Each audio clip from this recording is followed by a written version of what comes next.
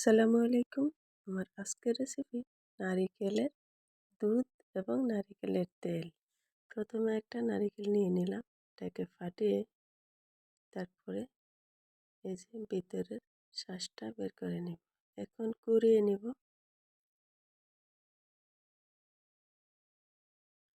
কুড়ানো হয়ে গেছে। এখন এই হলো নারিকেল, এই হলো নারিকেলের পানি।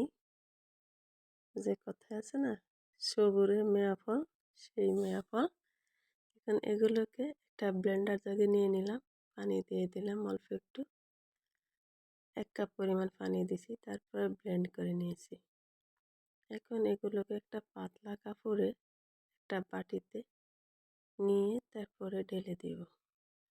ঢেলে এর থেকে আমার জুসটা বের করতে হবে, মানে নারিকেলের দুধটা এরকম চেপে চেপে একদম মুড়িয়ে নারিকেলের দুধটা বের করতে হবে।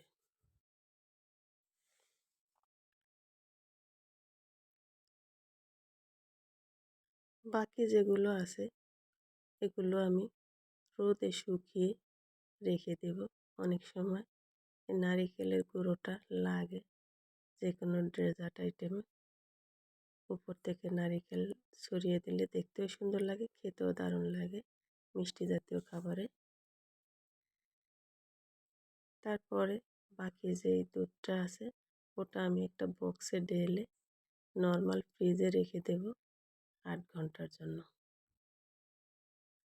ফিরে আসবো 8 ঘন্টা পরে। এই তো 8 ঘন্টা পরে ফিরে আসলাম। এখন দেখুন কত সুন্দরভাবে জমে গেছে। শক্ত একটা এই যে লেয়ার পড়ে গেছে। এটা এখন তুলে নেব, সবগুলো তুলে নেব।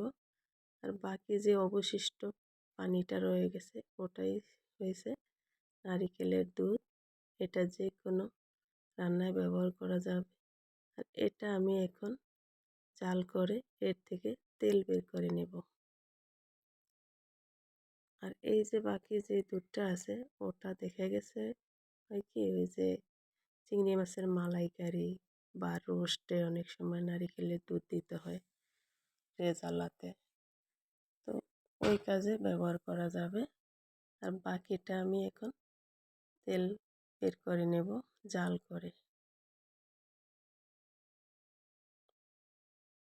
জাল দিতে দিতে একটা পর্যায়ে দেখা যাবে যে পানিটা বাষ্প হয়ে গেছে আর নিচ থেকে তেলটা জমে গেছে।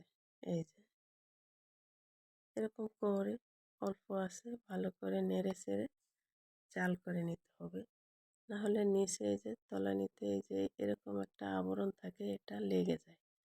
এই জন্য একটু অনবরত নেড়ে যেতে হবে। ওই জিনিসটা কিন্তু খেতে দারুণ লাগে, নিচে যে লেয়ারটা বসে সেটা। তো এই তো আমার তেলগুলো একদম তৈরি, এখন ছেঁকে নেব। দেখলেন তো কত সহজে নারিকেল থেকে তেল বের করা যায়। এই ছিল আমার একটা নারিকেলের তেল।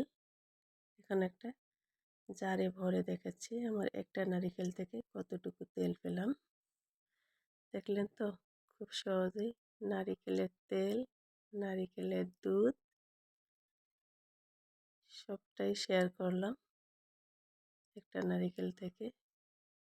একদম খাঁটি পিওর নারিকেল তেল, এক্সট্রা ভার্জিন। তো আজ এই পর্যন্তই। সবাই ভালো থাকবেন, সুস্থ থাকবেন, নিরাপদে থাকবেন। আল্লাহ হাফেজ।